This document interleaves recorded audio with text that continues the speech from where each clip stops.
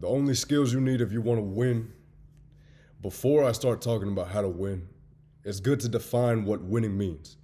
And to a degree, this is subjective. And so I used to define winning purely by tangibleness. So money, accolades, accomplishments, goals, and my physical body, for crying out loud. And throughout the course of a lot of years where I've lost a lot of things and I've lost everything and I was dead broke and I just had to go through a rough period, I've come to the conclusion thus far, and I'm sure it'll change in the future, but to me now winning is just squeezing every last drip of potential out of me so that the future version of me can look at this current me and say, way to freaking go. That to me is winning. Not trying to impress the people in my city, not trying to prove my family members wrong, not trying to get a whole bunch of money to impress people that I don't want to be like in any way, shape, or form. I just want to impress the one person that matters, which is future me. I want to make him proud. I want to show him that, hey, this current me is screwed up, and this current me is a freaking wreck, and things have to get done. So I'm going to make sure I do it, and it's for you. And again, I'm speaking to future me. A lot of people think success is about talent, connections, your network, or even how lucky you are. Truth is, success comes down to mastering a few critical skills. They're not skills you're born with. And I hate the idea that you're born a certain way. You have to be born to be an entrepreneur. You have to be born to be a business owner. I disagree. You've been taught to behave that way. Anyone who thinks that you have to be born for it is completely delusional, in my opinion, because no one has to be born somewhere. You don't have to be born to do this. You don't have to be born to do this. You don't even have to be born to be a singer. You can just do what it takes to sing exceptionally well, and you'll be one of the highest ranking singers, up there with Beyonce and Whitney Houston and Celine Dion. If you think you're not born to do something, eliminate that concept, because that concept and that idea leaves you with 0% opportunity to do that thing. If you can adopt the framework of, well, yeah, I might not have been born in this manner, but I can actually learn so that I can reinstate a behavior which ends up leading me towards progressive growth, and I get one step closer to achieving my goals. You at least now create a window of opportunity where it's not completely 0%. I want to teach you in this video some of the skills that I truly think are fundamental in regards to growth. And this is for anything, be it business. If you purely just want money, it'll help.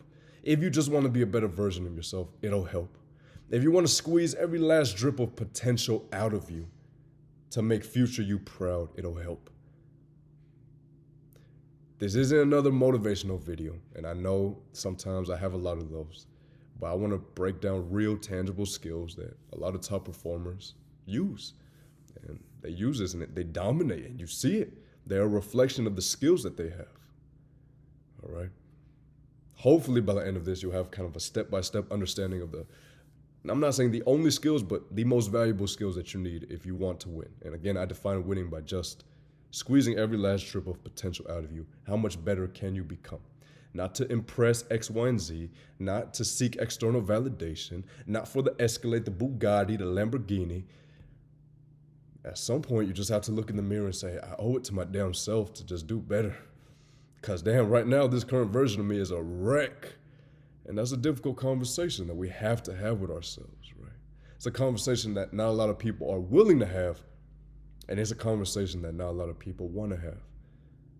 But it starts with just having a conversation. It's not a skill, it's an action. You have to look in the mirror and have a tough conversation and say, I might not be the best version of myself right now, and that's okay. Because in 10 years, I will be. And so that means in 10 years, I will be one of the best versions of myself. And if in the case that I die before 10 years, it doesn't matter anyways. Skill number 1 is called the art of focus. Here's why it matters. In a world of endless distractions, you guys see it, telephone, TV, Netflix, people just ringing in your ears, hey, let's do this, let's do this, let's do this. You want to go out? Are you free? You want to do this? Focus is your ultimate superpower. A lot of people are busy, but being busy doesn't necessarily mean being productive. Winners focus on a few things that actually matter. And I love this concept. Here's an example. If you want to grow your business, you don't have to wake up at 4 a.m., have a freaking 3-hour morning routine where you're grateful. And you just have to do what it takes to grow a business. You need to perfect outbound. You need to nurture your leads. You need to market. You need to put advertising dollars behind some campaigns so that you can generate leads, so you can magnetize leads. From there, you need to work on something that converts the leads to actual sales sold, units sold, or whatever it is. Maybe you provide a service. If you just sell a product, then it'd be that. You don't need to code plunge. You don't need to go in the sauna. You don't need to wake up and work out. You just have to do X, Y, and Z in order to accomplish whatever you want. And so that's part of focus is definite aim and purpose. Definite aim and purpose is setting your sight on something which completely eliminates anything else. For example, if I want to get in immaculate physical shape and I am just hell-bent on being in shape and being healthy, in the current season, I probably don't have to learn about how to acquire a lot of money. Maybe I don't need to learn about how to scale or operationalize a business. Maybe I need to dive into psychology and anatomy, physiology. Maybe I need to learn a little bit about my biochemistry. Maybe weightlifting, maybe exercise, the benefits of exercise. Maybe in that season, I have to learn about those things and not just learn, but execute. And I don't have to learn about anything else, nor do I have to practice anything else unless it's directly related to me becoming exceptionally healthy and getting in immaculate physical shape. Focus on the one thing that matters. And the one thing that matters is the actions that you need to take to achieve the goal, which is why you need to set your sight on the goal. Because if you don't set your sight on the goal, you're going to be bombarded by a lot of options. So you can develop focus in a few ways. You can eliminate distractions. One, you can kind of use like a time blocking technique by Cal Newport. You can turn your phone off, put it on airplane mode for 90 minutes a day to just focus on your most critical task. And again, we can define how critical something is by asking the question, how much does this directly impact my results? And how much of this task right here is directly related to me achieving the goal? If there's no correlation, you can discard that. It's not critical. But if it's directly related and it directly influences how fast you can get to your goals, how soon you can accomplish things, I'd argue that it's quite critical. If you can eliminate distractions, next you can do non-negotiables. Set non-negotiable priorities. Non-negotiables are kind of tough for me to wrap my head around in. So you see that I define a lot of things because it helps me just understand and maneuver through this world. Because if there's one thing I know is that I know nothing. So non-negotiables to me are, what is it that I refuse to accept? Also, what is it that I refuse to not do or do? And if I've set my sight on these non-negotiables, why are they in place? Is it because it just makes me feel good? Is it because it directly impacts me, progressively helps me spiral upwards? Is it perhaps the one thing that actually matters? Non-negotiables are important.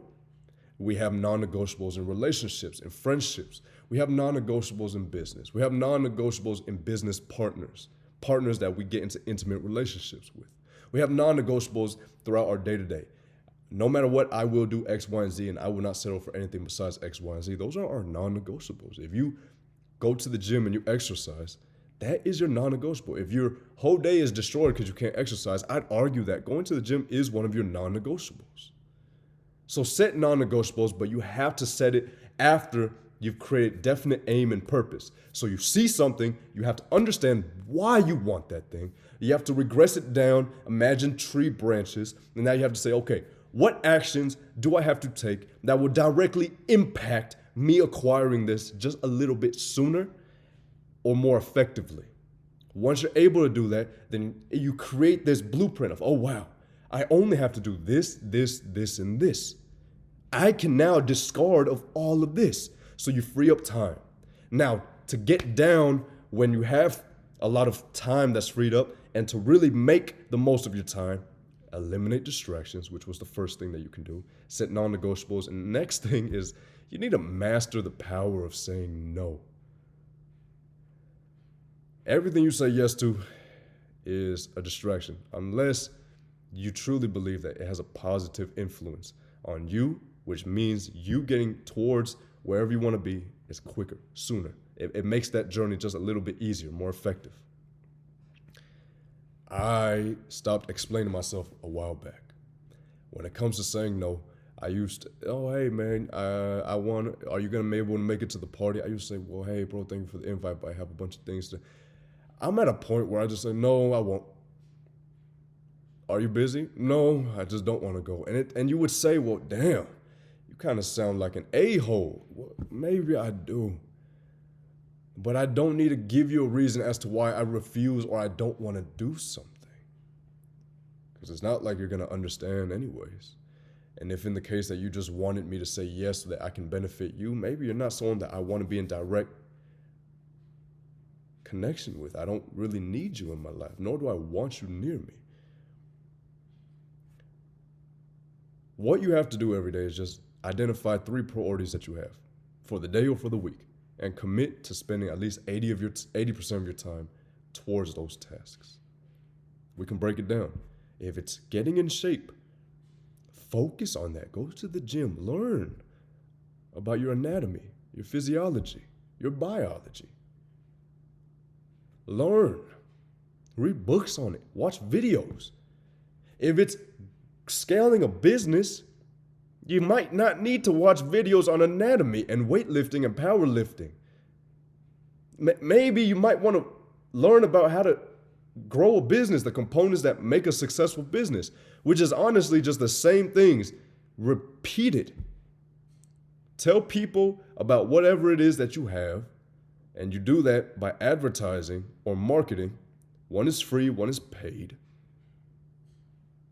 Make people interested, solve a problem, you magnetize the lead, you nurture the lead, you address the lead, you consult, and then you get them in the door.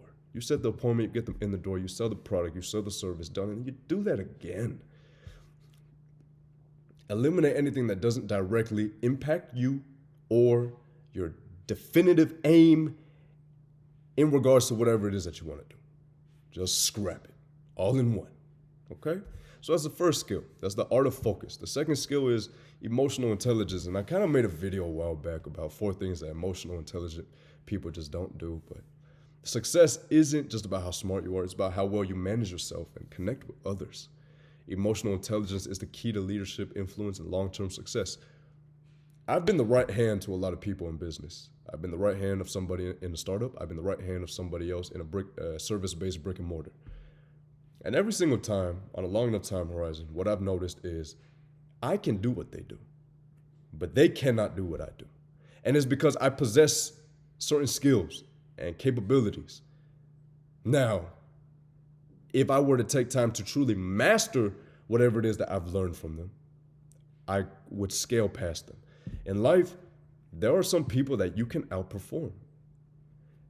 There are some people that you can just do better than, like completely, in almost every area. But it's not about competition with others, which is kind of, it dives into emotional intelligence, because when you grow, the root of wanting to grow is predicated on an abundance of pain, to where you just don't want anything to resemble the old version of you because it's so painful. Or it's predicated on this acknowledgement that you are not enough. And usually when you acknowledge you are not enough, it's because you've been exposed to the possibility of more. How you feel determines exactly how you perform. When it comes to comparison, a lot of people say it's the thief of all joy. I'd make the argument that it can be the beginning of all great transformation, not necessarily the thief of all joy. It doesn't have to be. There's always a polar opposite. You have to pick and choose. If you want to master emotional intelligence, and before we talk about how to master it, we have to define it. It's just a thorough understanding of your behaviors, why you behave a certain way, why you want a certain way. It's always the why. Why am I feeling this? Since I'm now feeling this, what is the best case? What would happen if I were to do this? What's the best case scenario? What's the worst case scenario? And if that's the case, should I even take action or should I just stay still? That's emotional intelligence. It's knowing yourself thoroughly. If you get angered, you know not to speak out of anger. If you get sad, you know not to react out of sadness, because truly, bad things don't occur by the tens or by the 20s. One bad thing happens. Your girlfriend breaks up with you. Your boyfriend breaks up with you. You lose your money. You get unmotivated. You relapse if you're addicted to something. And what happens is, when you acknowledge how messed up that is, it usually just snowballs into 5 or 10 other terrible things. It does not have to be that way. One thing has to happen. If it's bad, then it's simply just something that just didn't go too right. It didn't go as planned. Take it and say, well, is there a solution? What's the best case scenario? What's the worst case scenario? What can I do to directly influence this? Is it out of my control? Is it in my control? If it's out of my control, what can I do to just let it go? Because no matter how much I spend no matter how much time I spend thinking about it, no matter how much time I spend dwelling on this, it's not going to directly influence it or impact my well-being, because it already happened. All right, so emotional intelligence is a branch in a spectrum of a lot of micro actions that just creates a deeper understanding of who you are. It's also an understanding of your environment, why people behave a certain way. If you want to master, or not even master, but build some type of emotional intelligence, you can master self-awareness by identifying your emotional triggers. What situations make you really anxious, angry, or just overwhelmed? Why does it make you anxious, angry, or overwhelmed? Now that you see why, is it best to keep blaming this for why you are behaving this certain way? If you had a father that hurt you growing up,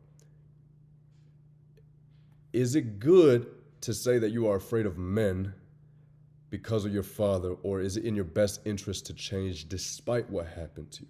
It's very brutal, right? A lot of people say, well, you don't understand my story. I'm traumatized. Yes, you are. And you'll stay traumatized forever, no matter how good you get. But what are you going to do with that trauma? Are you going to say it's in your best interest to just bring the power back to you? It's not his fault or her fault or my family's fault or my lack of resources' fault. Maybe it's my fault that I've allowed this thing to just wreak havoc on my life and blame this thing, which eventually just led to this moment where I haven't been able to change. Do you think it's in your best interest to change that? Because yeah, you are traumatized, right?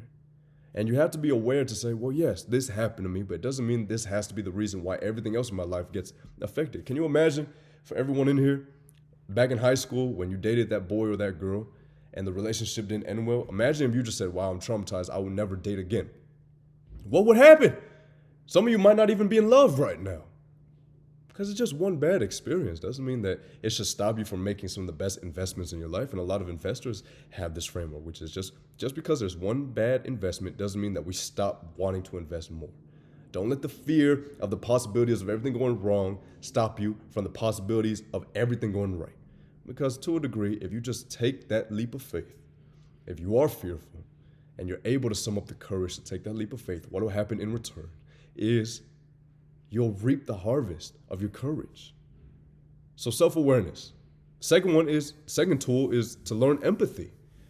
And empathy is not, I feel so bad for you. Empathy is, I understand. Oh, wow, that's tough. Sympathy is, oh, poor you, I'm so sorry. My dear child, I feel so sorry for you.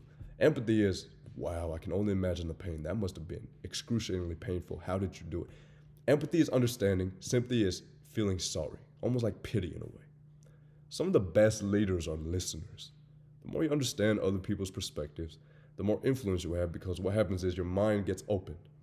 People speak, you may not directly see eye to eye, and so you start pondering, you start thinking, this falls back into self-awareness. You say, well, why do I disagree with this person? And once you disagree with that person, you can say, well, is it in my best interest to agree, or is it in my best interest to keep disagreeing? And either way, if I agree or disagree, can I understand why they believe whatever it is they believe? Can I piece together the puzzle pieces? Can I look back on their life? If I lived their life, would I also believe the things they believe, act how they act, behave how they behave? That's a tough one, right? We want everyone around us to behave how we want. We want everyone around us to behave how we behave. But the question is, if you live their life, would you be the same way? No matter how much it annoys you, no matter how much it hurts you? And if you can develop that empathy, it just helps you just understand people to where it's not always conflict, but it becomes growth. Third tool is just controlling your state. Tony Robbins is really big on creating a biochemical change with his audience. He doesn't change the mind by changing the mind. He changes the mind and creates a new pattern of the mind by directly influencing the body. He uses the body to help change the patterns and the paradigms of the mind. Move your body, change your breathing, shift your focus, you regain control. Change starts in the body, which from my experience, I 100% agree. It can all happen in the mind, but when you can use the body as a tool, it becomes a lot easier. Think of this body as a tool. And so here's a good example. If you wake up depressed, it is really hard to stay depressed. If I just get you to stand up, smile, laugh sporadically, do jumping jacks, spin, get you to scream, woo, at the top of your lungs, have you go berserk, like it'd really be tough for you to be in a bad mood. All of a sudden, your mood would just elevate because we've created a temporary behavior change and a pattern by means of the body. And constant repetition of this can create a permanent behavior change. So that's the second one. Skill number 2 is emotional intelligence, and those are some keys. Master self-awareness, learn empathy, control your state. That's how you can build and enhance your emotional intelligence.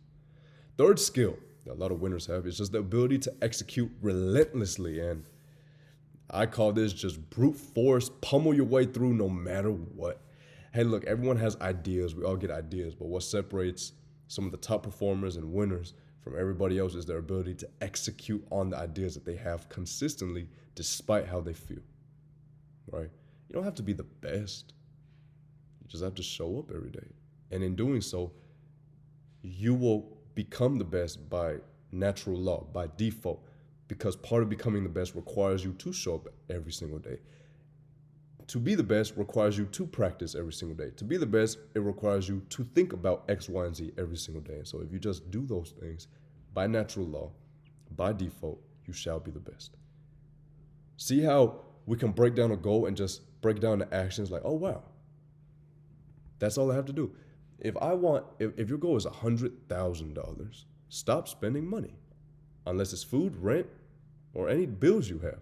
If it's not directly related to living, you don't need it. You don't need the shirt. You don't need the new pair of socks or the shorts. Stop spending money. Okay, now, how can I get more money? If you have no skills, you sacrifice time. So you trade your time for money. And so maybe work a 12-hour day, 15-hour day.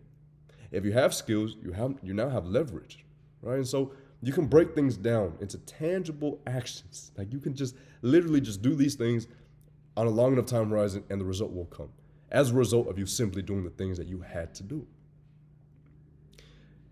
If you want to develop relentless execution, and again, I talk about relentless execution in a way where it's how brutal can you just be? How much sheer force can you pull from the depths of your soul to just do whatever it is that's completely necessary? Don't just set big goals. Break them down into daily manageable steps. The key is progress, not perfection. And I think a lot of people go wrong because they want results now. And so they make impulsive decisions as opposed to saying, well, I want the result. If I'm willing to wait X, Y, and Z, 1 year, 2 years, 5 years, 10 years, that means every day I just have to do this, which will compound. So if I can do it every single day, I will eventually get to that point 5 years. Break them down. Set your sight high. Aim high, definite aim, definite purpose, set, lock in, and break down. Break down. Simple. Bite-sized actions. You can develop a system for consistency. That would be another great tool for you to develop this relentless execution. A system for consistency is something I had to work on because I am by no means the most consistent dude. Hey, I am right here in front of you, not as a perfect man, not as an angel sent from heaven above, not as the poster child of personal development and entrepreneurship. I am right here before you as one of the most broken, flawed, messed up people that I know. That's tough to say. Like, I'm really screwed up, man. So I've had to develop systems to stay consistent. You can use habit trackers. You can do things to measure your daily progress. But for me, the thing that helped me just be consistent is getting rid of the idea that I have to be able to give it 100% every day. And I always use this example, and I use fitness because it's one of the most easiest things to understand. And to a degree, I like speaking in a way where it's very easy to comprehend, grasp, and understand because that's the best way for you to learn. If I overcomplicate this, make it extremely abstract and conceptualize everything, well, it's really hard for you to grasp it, and it's also hard for you to take action. If I don't feel like training today and I just have an idea that I won't give it 100%, I'll just show up and I'll freaking do 2 exercises and wrap it the heck up because at least that way it's 1%. Green is better than red. Can we agree? Let's say you're used to making $500 a day. Making $20 a day is a lot better than making no money or even losing money that day. Yes? So when it comes to progress, if you want to develop a system for consistency, you can try simply not demanding 100% from yourself. If you can execute at that level, good. I can't. I've tried. I have days where I'm not 100%. It is what it is. So I'm perfectly okay with showing up, giving it 5, 10%. Because at least I did something as opposed to doing nothing. The third one, which is a tool that I always talk about, which is celebrate progression, not perfectionism. I speak about how if you want to train a dog, the best way to train a dog and reinstate a behavior is by reward, not punishment. So let's say you want to teach a dog how to sit, reward the dog for sitting as opposed to punishing the dog for not sitting. In doing so, it will say, wow, if I sit again, I will get this positive feedback loop. And it feels good. I get a reward. And so you create this positive feedback loop for the dog. You are the same way. Reward yourself. Celebrate yourself so that you get this positive feedback loop, which makes you want to do it again tomorrow. One of the most beautiful things about fitness is it's one of the few things that gives you this positive feedback almost instantaneously, this positive instantaneous feedback loop, and it gives you a glimpse of future you. Your muscles are all jacked up, ladies, your glutes are on fire, legs are looking juicy, fellas, chest is swole, shoulders are broad, traps, and your back is just poking out, arms are pumped up.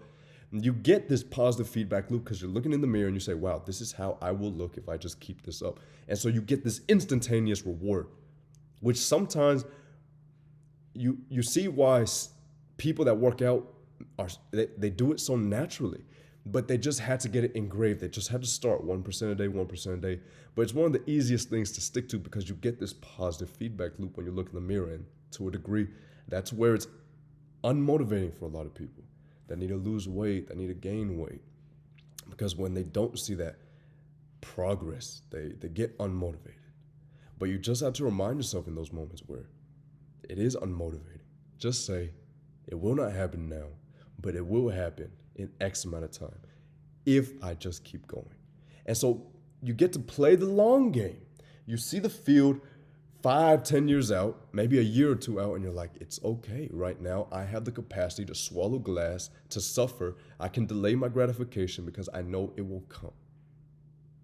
Patience, which is defined in my head by, while I'm waiting for something, is there anything else that I'm able to just do that isn't directly related to this? If I have a portfolio and I have a lot of investments in a bunch of companies, I am not constantly just looking at my investments go like this, up and down, up and down, up and down, up and down, up and down. I'm probably doing something else in the meantime. And so I'm being patient. I have to credit Hormozy because he spoke about that framework, which was magnificent to me. All right. Fourth skill, if you want to win, is just the ability to leverage and think in leverage. I'm a big fan of leverage. Big fan. Look, you only have 24 hours a day. Some winners understand how to multiply their impact by just leveraging tools, systems, and people. Your time is valuable.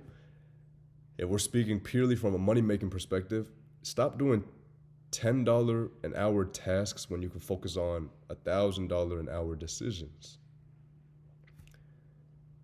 Leverage is how much more can I get for whatever it is I currently have. Leverage is I have $5,000. What can I do with $5,000 to get $10,000? As opposed to me continuing to trade my time for money, where I just end up stacking up money slowly. Is there a lever I can pull to directly impact how fast I can achieve something? Leverage is I will let my money work for me and build wealth as opposed to me working for money. That's leverage. Using whatever you have at your disposal to really just pull and push the lever down so that you can gain more of what you already have. It's not trying to accumulate things you don't already have. It's, well, I have this, and this. Is there a way we can leverage this? If I have a person that's skilled and I trust this person, how can I free up time? I will probably give this person responsibility and show that it can benefit them, so now I have leverage. So to a degree, I free up time, 1, less stress, 2, and my business survives, 3, because this person is trustworthy, highly skilled, and I've given them some benefits to where they want to stay and they want to keep doing this and they want to keep performing at that level, right? You can leverage, technology, for crying out loud. This should be utilized to its fullest advantage, like to its fullest capabilities. Leverage technology. Use AI, CRMs to free up your time. If you operate a business, get familiar with the platform. Go High Level is a great one that has a CRM, that has a pre-built lead funnel. Well, and to a degree, not every platform has a lead funnel, but they have a system where they nurture your leads for you. They'll send automated emails. You can free up your time with emails. They'll send text messages. You free up your time with that. Use technology to build your campaigns and marketing posts. It's a new age. We got to transition. So transition forward by freeing up your time. Don't let the computer run you. Use the computer. You run, but just use the computer. It's there. Use it, right? You can leverage people. This is where you start delegating low-value tasks. If someone can do it 80% as well as you, hey, let them handle it. Doesn't always have to be 100%. Our constant, fixated minds and how much we just love perfection is literally the reason we hinder growth. I've seen it far too many times. I've seen it. All you have to do to kind of adjust this is say, they are not 100%. They are not like me, but I can teach them to be like me. Which means that in this current moment, just because they're not like me, doesn't necessarily mean that they aren't trustworthy. They have the potential to learn, which means I will give them this task and this responsibility. And in doing so, I can just now train them. I freed up time. The only time I have to invest is in them. Okay? And then leverage knowledge. You see a lot of my videos and why I talk about my failures and what I've learned is because I truly believe you can learn best by avoiding the things I've done as opposed to just doing the things that I've done. A good example is I'm not going to make a video telling you, oh, hey, I did this, and this to do this. I'll just be like, hey, I did this and it didn't work for me. Just don't do it. We are bombarded by a lot of options every day. And anxiety is just way too much options. We get anxious and we can't make a decision. That's why we stay kind of stuck. Because there's way too many options. We don't know. We can't decide. You have an overabundance of options. If you can just discard of some options, it'll be a lot easier for you to make a decision and take action, right? Here's an example. We'll use fitness again. There are hundreds of ways to lose weight. You can go on a keto diet. You can do intermittent fasting. You can do a vegan vegetarian diet. You can do a high protein diet. You can do high intensity interval training. You can do powerlifting. You can do CrossFit. You can do a lot of cardio. There's so much. What if I said all of those help you lose weight? Just choose one. It'll work. You can lose weight by doing a calorie deficit. You can lose weight by weight training. You can lose weight by doing cardio. You can lose weight by doing a high intensity interval training. You can lose weight by just eating less. You can lose weight by walking. Choose one. You have a lot at your disposal. That's why you can't make a decision, because you're just bombarded by so many options. Discard. Choose one. Learn from other people's mistakes. Watch interviews, implement proven strategies. People know what works and what doesn't work. So literally listen to what doesn't work so that you can avoid making that mistake in the future, because the truth is you will end up making a mistake at some point in your life. And if you know exactly what to avoid, perfect. It's deeply embedded in your head to where when that moment comes where you have the window of opportunity to make that mistake, you remind yourself, wait, someone else already made this mistake and they failed. I will avoid, right? Next skill number 5, resilience and adaptability. Man. Hey, life is unpredictable. Yeah.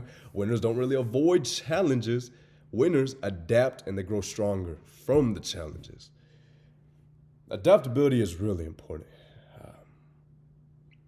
For me, adapting was a little bit difficult because I always wanted things to go my way. I enjoyed comfort, and I just had this feedback loop of comfort. Things go your way. Comfort. Things go your way. This is what you like. This is what you enjoy. And when life smacked me across the face and says, hey, Thompson, that's not necessarily how it works, I got extremely uncomfortable, which made it really hard for me to take action.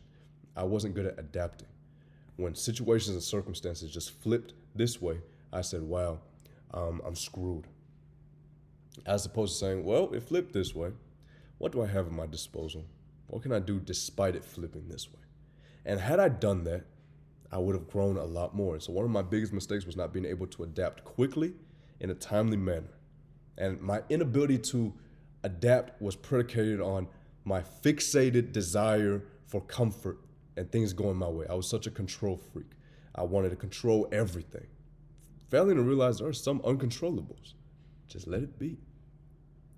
You're gonna get knocked down. Every setback is an opportunity to level up. That's how it works. All right. So if you want to build some type of resilience to where you can adapt, understand that every failure is just a feedback. If you fail, if you experience a season of failure or something just didn't go right, you need to ask yourself, why did this happen? What can I do to learn from this? What can I do to avoid this?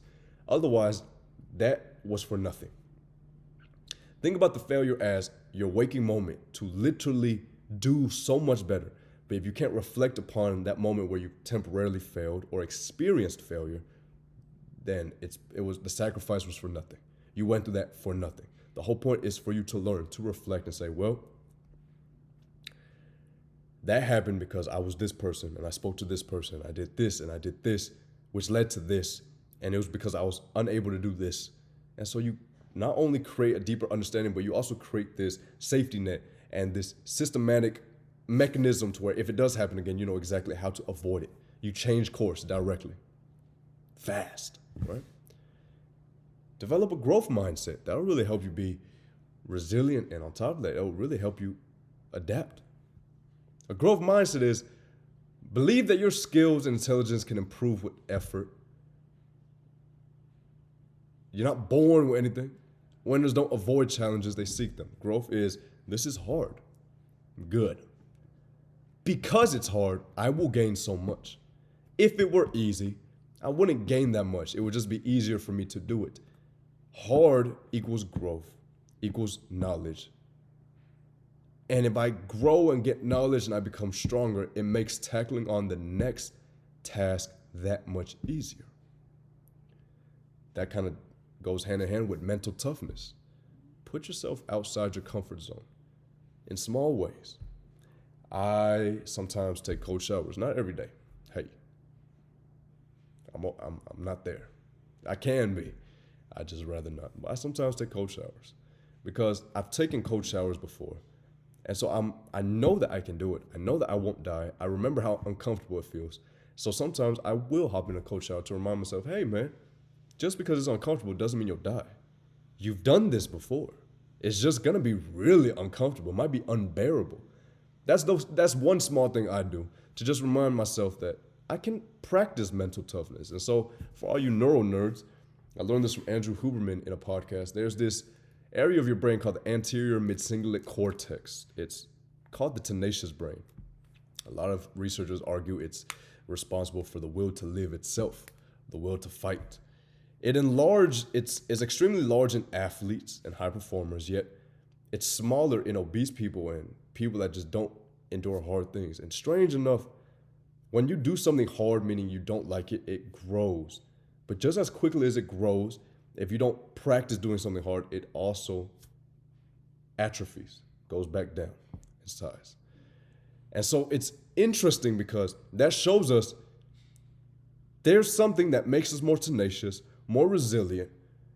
It enhances our will to survive and fight. And part of that is by doing hard things, not just once, but repetitively. If you like going to the gym, your anterior mid-cingulate cortex is not going to grow. I hate going to the gym. There is nothing about training that I enjoy. The only thing that's relatively cool is when I have a pump, I look in the mirror, I'm like, wow, I look so nice. It inflates my ego, makes me feel better about myself. Besides that, it's hard. It's sweaty. I am extremely tired. It's not fun. I don't like it. So every time I train, my anterior mid-cingulate cortex grows. If you like going to the gym and you go to the gym, your anterior mid-cingulate cortex will not grow because you don't dislike it. You don't hate it. When we hate something, that little part of our brain, it grows. Do some more research on it. You'll like it. So mental toughness, that'd be the last one. And that's how, well, you can build resilience and adaptability. Adaptability is also really interesting because adaptability isn't going into a new environment and becoming the environment. Adaptability is, I am a certain way. How can I move in a way where my environment actually becomes me? So you don't just adapt, you restructure the essence of who you are so that you can positively influence your environment. That's adaptability. It's not, I will enter a room full of mechanics and I will adapt and become a mechanic. No, it's, I will enter a room full of mechanics and the mechanics will actually draw near towards me and the conversations, they will kind of change because of me. But I will also soak in all of the knowledge presented to me by the mechanics. That's adaptability. It's entering, not being consumed by it, not getting molded by the environment, but positively influencing the environment, all while pulling the pieces of information that you want from the environment. That's key. Here's a good example. At the barbershop. When I was at the barbershop, I learned as much as I could about cutting hair because I'm like, well, I'm in an environment where I'm not cutting hair, but I'm in an environment where people cut hair. It's good to know about this stuff. So I learned. And I just stayed myself and I influenced people to actually do what I do, talk how I talk, almost behave how I behave in a way, see the world how I see the world to a degree. I'm not saying I am the poster child of influence, but I had a small impact. And that's power because I didn't become like them. I just pulled pieces of information that I wanted from them, the knowledge they had at their disposal. And so I'm like, well, it's at my disposal now too. Let me just take some of that. And in doing so, I also positively influence them because I stay true to my core. Right, so that's the best way to adapt, in my opinion. All right, so again, the key skills. You want to be a winner, you want to win, you want to be a high performer. You just have to do the stuff that matters. Focus, emotional intelligence, relentless execution, leverage. Learn how to think in terms of leverage, resilience and adaptability. They're not just skills, man. They're superpowers. You master this, you'll be unstoppable, I promise you.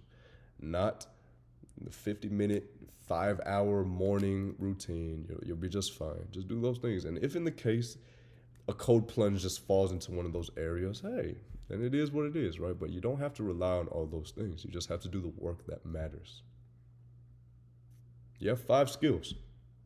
My question to you is, which skill are you going to focus on first? Choose one. Get really good at it. When you see that you've mastered it, move on to the next one. Hey, if you're going to win, it starts here. It's the beginning. Good luck. You'll kill it. Trust me. You're just starting. You got a long ways to go. And you'll win in 10 years. You might not win now, but you will win in 10 years. So you can play the long game. And if in the case that you die before 10 years, it doesn't matter anyways, you're gone. Very intense, very like, damn. But hey, that's the framework that has literally helped me in moments where I want things now, instant gratification, now. I'm like, well, hold on, man. You're not going to get it now, you'll get it in 10 years. And if you die, it never mattered anyways. That's all I got.